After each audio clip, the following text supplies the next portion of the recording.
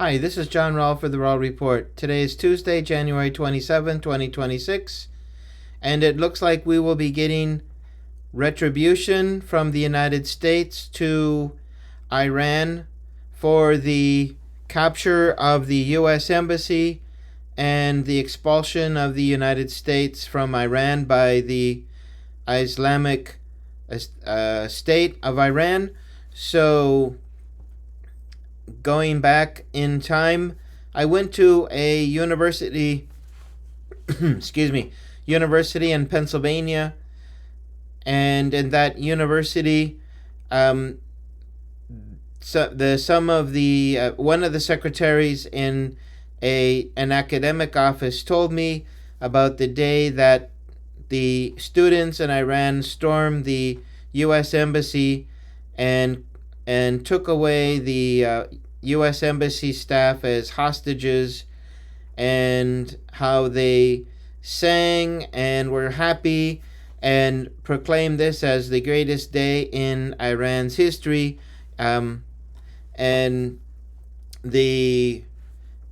of the shock of the person who was the secretary who told me about that story, the shock of the rejoicing that these students had at the fall of the U.S. Embassy in Tehran.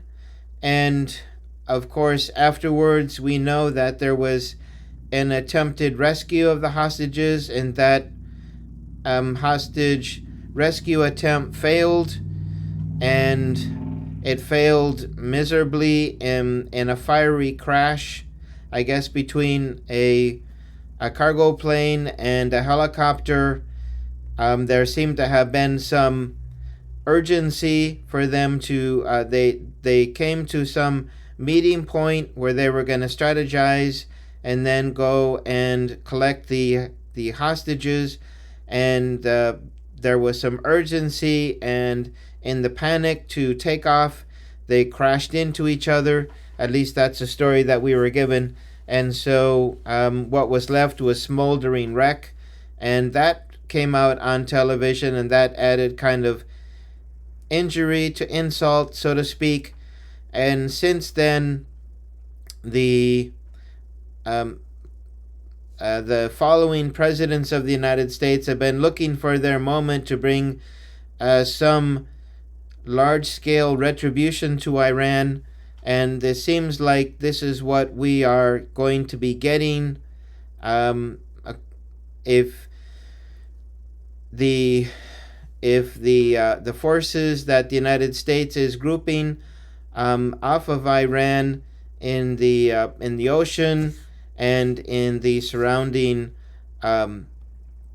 U.S. bases that still have servicemen and servicewomen of the U.S. military, they're certainly planning to carry out some form of operation. I guess they want to do something short and sweet like they did in Caracas, but the Iranian government has promised that if they have experienced another attack, that they will go to all-out war. And there is the other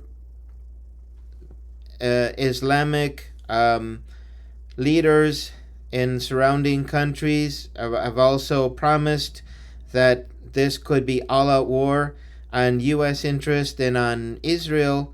So this small attack, even if it's small, could mushroom off into a much wider conflict. And like I say, there has been a series of presidents who have been promising or thinking about bringing some form of retribution to Iran.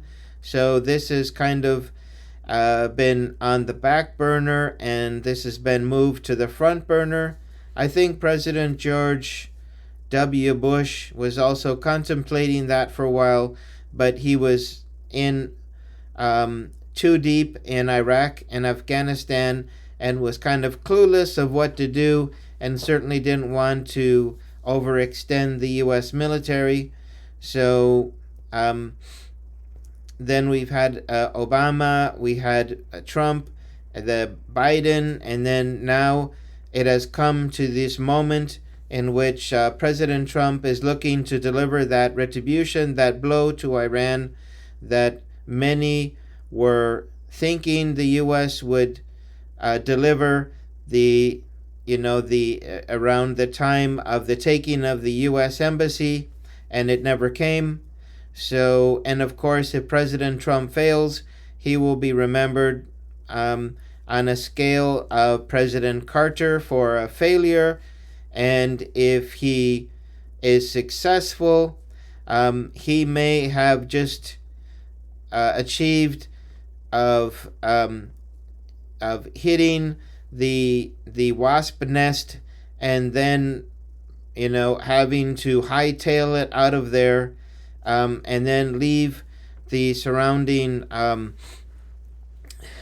United States bases and possibly Jordan and Israel to feel the full wrath of the Iranian government.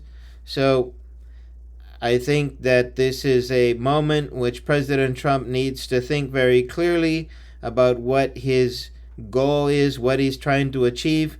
I think that the U.S. military leader met with Israel military leaders, so they've definitely hatched their plan, and now it's just a matter of time for President Trump to bring together the forces that he needs for this attack.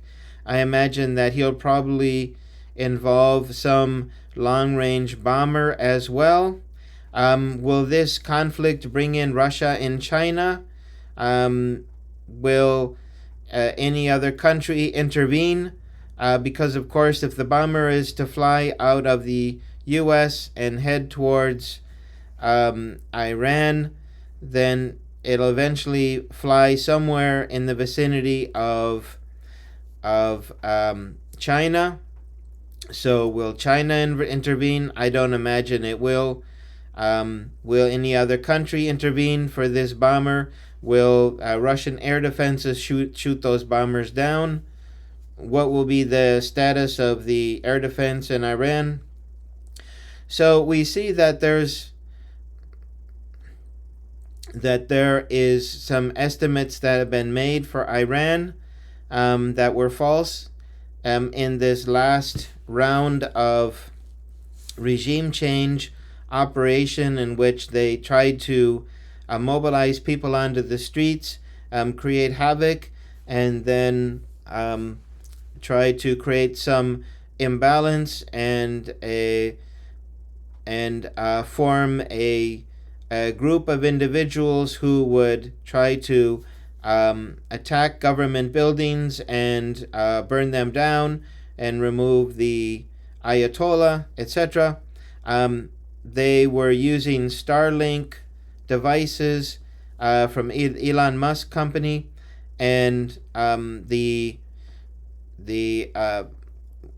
whether it was the Iranians by themselves or with the help of the Russians or the Chinese, they identified these Starlink devices, they immobilized them, and they even used them to track the individuals who were carrying them, so they were able to make arrests and figure out who were the ringleaders, and they got a pretty clear idea of who was behind it, how it was all organized.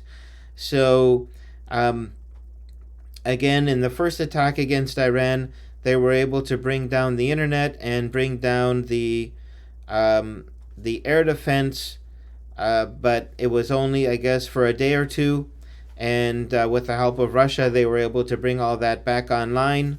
So there could be estimation of technical capability that Iran has, which is false, because in the past they have not foreseen that Iran with outside assistance could carry out identification of the communication means and who was using them. So I think this is going to be a tense situation, and it could push the world closer to world conflict and certainly push the Middle East into a much wider conflict that could last for months or for years. So this isn't a good situation to be in, and what it is exactly Trump wants to do.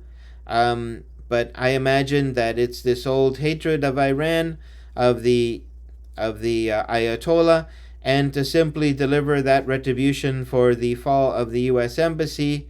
And then what Trump wants to do is to leave and leave all the problems for the people in the Middle East, and to become impervious to any consequences. It's quite possible that consequences are felt, and that this could become a much wider conflict. So Iran has already promised to not hold back this time. They won't hold back with the use of their missiles. They haven't brought out their most their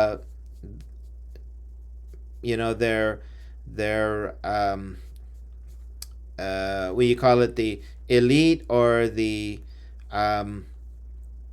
most advanced missile system, and most destructive. So once they get going, and the United States or Israel is asking for them to stop, I don't know if they're going to stop. And then, of course, the U.S. may respond with a much more dramatic, offensive weapon, and then this could push us into a whole new level of conflict. So I think this is a very dangerous time to be in, and I think that many people, after the fall of the U.S. Embassy in Tehran, when the students stood up to the Shah and the dictatorial regime that was in power, this was the moment that struck deep to the heart of U.S. interests, and now this moment of retribution seems to have come. And what will be the consequence of that retribution, it's hard to forecast. But if Iran says it will go all out for attack, we know that Israel has nuclear weapons. If Israel was to use nuclear weapons, then we could see other countries use theirs, and a nuclear exchange in this area could get out of hand very quickly. So anyway, hopefully President Trump will use this as a training exercise, will send everyone home, and stop with this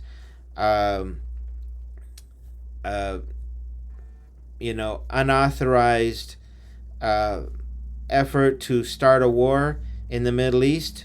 And the U.S. Congress has not approved this, and there's no authorization from the UN Security Council. So this is, again, the U.S. acting as a capricious arbiter of world affairs, and this needs to stop. So, the countries in the world can get on with life, and we don't fall into another period of upheaval and war and destruction. So let's hope that cooler heads prevail, and that we don't get any move towards a wide-scale war, and that this would not escalate into nuclear. So anyway, thanks for joining me for this video. If you like this video, hit the like button, share, and subscribe, and I look forward to seeing you back for future videos. Take care. Bye-bye.